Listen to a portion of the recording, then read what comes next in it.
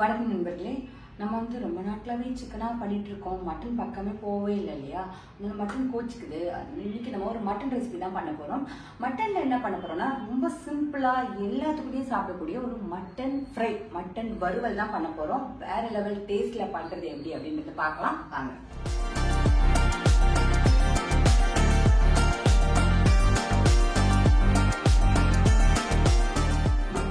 இந்த மட்டன் வறுவலுக்கு நான் 1/2 kilo mutton எடுத்துட்டு இருக்கேன். அதுக்கப்புறம் 1 ஸ்பூன் சோம்பு, 1 ஸ்பூன் மிளகு, இது நம்ம வறுத்து அரைப்போம். இது தாளிக்கிறதுக்கு கிராம்பு, ஏலக்காய், பட்டை, மறுபடியும் சோம்பு ஒரு 1/4 ஸ்பூன் எடுத்திருக்கேன். தனியா பவுடர் ஒரு 1 டேபிள் ஸ்பூன் எடுத்துட்டு இருக்கேன். மிளகாத்தூள், பியூர் மிளகாத்தூள் 1.5 டேபிள் ஸ்பூன் எடுத்துட்டு இருக்கேன். இது கரம் மசாலா ஒரு 1/2 ஸ்பூன் எடுத்திருக்கேன். ஒரு 15 சின்ன வெங்காயத்தை நறுக்கி வச்சிருக்கேன். ஒரு சின்ன சைஸ் தக்காளியை கட் பண்ணி வச்சிருக்கேன். கருவேப்பிலை, கொத்தமல்லி, ஒரு 1.5 ஸ்பூன் இஞ்சி போட்டு பேஸ்ட். நம்ம ஃபர்ஸ்ட் என்ன பண்ணணும்னா குக்கர்ல நம்ம எடுத்து வச்சிருக்க கழுவி வச்சிருக்க மட்டனை சேர்த்துட்டு அது கூட நான் சொன்னேன் இல்லையா மிளகாத்தூள், தனியாத்தூள், அதுல பாதி போடுங்க. பாதி மிளகாத்தூளும் பாதி தனியாத்தூளும் போட்டுருங்க. போட்டுட்டு இஞ்சி போட்டு பேஸ்ட் ஒரு 1.5 ஸ்பூன் சொல்லியிருக்கேன் இல்லையா, அதுலயும் ஒரு பாதி இதுல சேர்த்துருங்க. அதுக்கப்புறம் நம்ம வெட்டி வச்சிருக்க சின்ன சைஸ் தக்காளி அதையும் சேர்த்துட்டு இந்த கருவேப்பிலையும் அதில் சேர்த்துட்டு கொஞ்சமா உப்பு போட்டுக்கோங்க. ஒரு பாதி அளவுக்கு, எவ்வளோ நம்ம மொத்த ஃப்ரைக்கு தேவையோ அதில் பாதி அளவு உப்பு இப்போ போடணும். இப்போ என்ன பண்ணணும்னா இதை தண்ணி ஊற்றி வேக வைக்க போகிறோம். எவ்வளோ தண்ணி ஊற்றணும்னா இந்த மட்டன் முங்குற அளவுக்கு தண்ணி ஊற்றணும். இல்லைங்களா? இந்த மாதிரி முங்குற அளவுக்கு தண்ணி ஊற்றணும். இப்போ நம்ம ஃப்ரைன்றதுனால நமக்கு நிறைய தண்ணி வேணாம். முங்குற அளவுக்கு ஊற்றினீங்கன்னா கரெக்டாக இருக்கும்.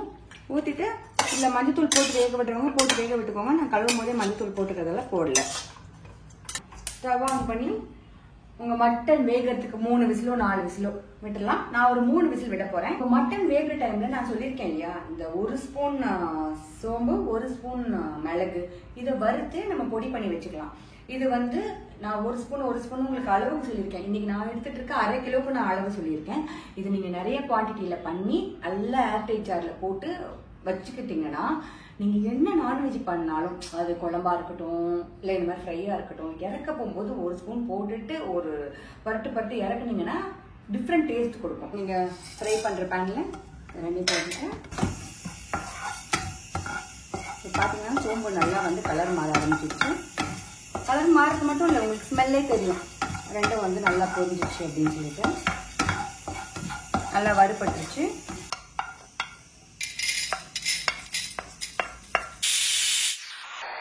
ஸோ வறுத்ததை நல்லா இந்த அளவுக்கு பொடியாக வர மாதிரி நீங்கள் அரைச்சி எடுத்துக்கோங்க. நான் நல்லெண்ணெய் ஊற்றிக்கிறேன். 1.5 டேபிள் ஸ்பூன் போதும். அப்புறம் நம்ம தாளிக்கிறதுக்கு எடுத்து வச்சுக்கோங்க இல்லையா, சோம்பு, பட்டை, கிராம்பு, லவங்கம், இந்த மாதிரியான விஷயங்களை இப்போது சேர்த்துடலாம். இதெல்லாம் பொரிஞ்சு வரும்போது நான் சொன்னேன் இல்லையா, ஒரு 15 சின்ன வெங்காயம் பொடியா நறுக்கி வச்சிருக்கேன். அந்த 15 சின்ன வெங்காயத்தை சேர்த்துக்கலாம்.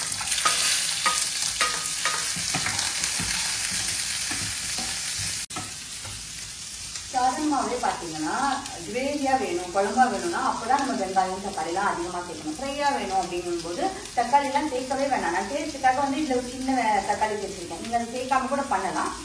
இதே நான் கிரேவியா பண்றேன், கொஞ்சம் தொக்கு மாதிரி பண்றேன், அதை மசாலா மாதிரி பண்றேன் அப்படின்னா கொஞ்சம் வெங்காயம் தக்காளி அதிகம் சேர்த்துப்பேன். இப்போ நம்ம எடுத்து வச்சு 1.5 ஸ்பூன் இஞ்சி பூண்டு பேஸ்ட்ல பாதி அதில் போட்டோம் இல்லையா, மீதியை இதில் போட்டுக்கலாம்.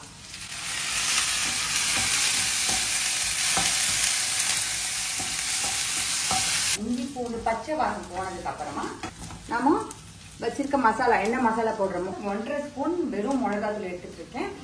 1 ஸ்பூன் தனியா எடுத்துட்டு இருக்கேன். தனியாத்தூள் ஒரு டேபிள் ஸ்பூன். ஓகேவா? ஸோ அதிகம் தான் வரும். அதில் பாதி வேக வைக்கிறதுக்கு போட்டேன், மீதியை இப்போ இதில் போடுறேன். போட்டுட்டு நான் சொன்னேன் இல்லையா கரம் மசாலா ஒரு 1/2 ஸ்பூன் எடுத்து வச்சிருக்கேன்னு, ஸ்பூன் இது 1/2 ஸ்பூன். ஸோ அதையும் இதில் சேர்த்துருங்க. சேர்த்துட்டு அதையும் நல்லா வதக்குங்க. எல்லாமே போட்டோம், எல்லாமே நல்லா வதங்கி வந்துருச்சு.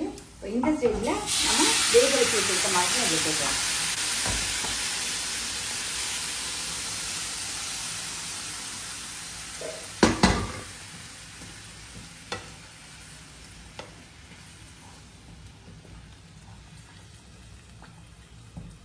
வேக வச்ச மட்டன் இதுல சேர்த்து இந்த தண்ணி நீங்க தண்ணி எடுத்துடாதீங்க, அந்த தண்ணி தான் டேஸ்ட். ஸோ அந்த தண்ணியோட இந்த மட்டனை இதுல சேர்த்து இந்த தண்ணி வத்துற வரைக்கும் இதுல நம்ம வேக விட்டு ஃப்ரை பண்ணி எடுக்கணும்.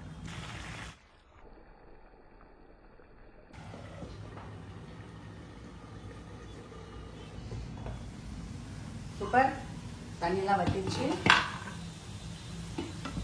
இந்த ஸ்டேஜ்ல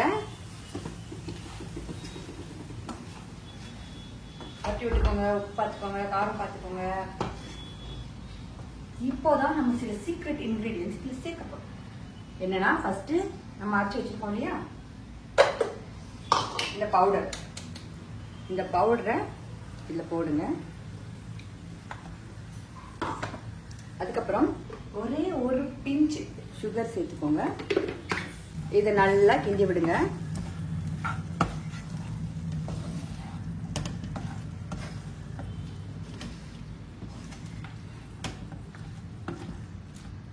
நல்லா கிண்டி விட்டுட்டு ஒரு ஸ்பூன் அப்படி நெய்யை ஊத்திட்டு மறுபடியும் ஒரு பரட்டு பரட்டி விடுங்க. இப்பயே வாசம் வந்து 7 வீட்டுக்கு தூக்கிடும். பார்க்கவும் சூப்பரா இருக்கும், ஸ்மெல்லும் சூப்பரா இருக்கும், சாப்பிடவும் சூப்பரா இருக்கும்.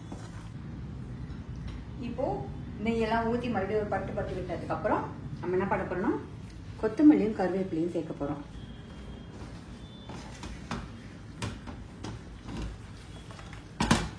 இப்படி ஒரு புரட்டு பரட்டி விட்டுட்டு ஸ்டவ் ஆஃப் பண்ணிட்டோம்னா மணக்க மணக்க மட்டன் ஃப்ரை ரெடி ஆயிடும். இப்போ இந்த அளவுக்கு நான் ஆஃப் பண்ணிட்டேன். இந்த ட்ரைனஸ் நல்லா இருக்கும். இன்னுமே உங்களுக்கு ட்ரையா வேணும்னா இன்னும் கொஞ்சம் நேரம் ஃப்ரை பண்ணுங்க. இல்ல இன்னும் கொஞ்சம் கிரேவியா வேணும்னா கொஞ்சம் முன்னாடியே எடுத்துருங்க. இதெல்லாம் வந்து சமைக்கிற உங்க கையில தான் இருக்கு.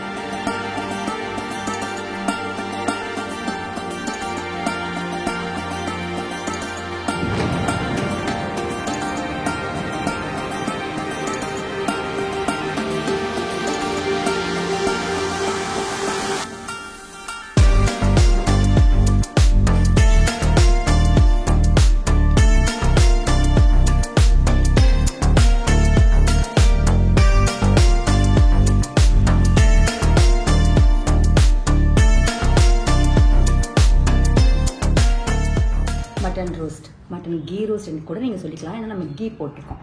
ஓகேவா?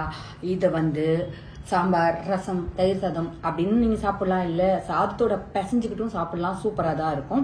எனக்கு வந்து இது எப்பவுமே ஃபேவரட் காம்பினேஷன் பார்த்தீங்கன்னா வந்து தண்ணி பருப்பு சாம்பார் வைப்போம்ல, வெறும் காஞ்ச மிளகாய் கடைஞ்சி விட்டு. உங்கள் வீட்டில் பண்ணுவீங்களா தெரியாது, நாங்கள் அடிக்கடி பண்ணுவோம். சூப்பராக இருக்கும். அது கூட இது செம்மையாக இருக்கும். இன்னைக்கு வந்து நான் ரசமும் இதுவும் தான் சாப்பிட போகிறேன். ஏன்னா என்கிட்ட ரசம் மட்டும் தான் இருக்குது. ரசமும் இதுவும் கூட வேற லெவல் காம்பினேஷனாக இருக்கும். என்ன நான் சொல்ல வரேன்னா இது கூட எது சேர்ந்தாலும் அது டாப் நாச் அப்படின்னு தான் சொல்லுவாங்க. அந்த அளவுக்கு சூப்பரா இருக்கும். நீங்களும் கண்டிப்பா இது உங்க வீட்டுல பண்ணுங்க, எல்லாருக்கும் கொடுங்க. எல்லாரும் என்ன சொன்னாங்கன்னு சொல்லுங்க. நீங்க சாப்பிட்டு பார்த்துட்டு எப்படி இருந்துச்சுன்னு எனக்கு சொல்லுங்க. ஓகேவா? இணைந்திருங்கள் நண்பர்களே, தொடர்ந்து பயணிப்போம்.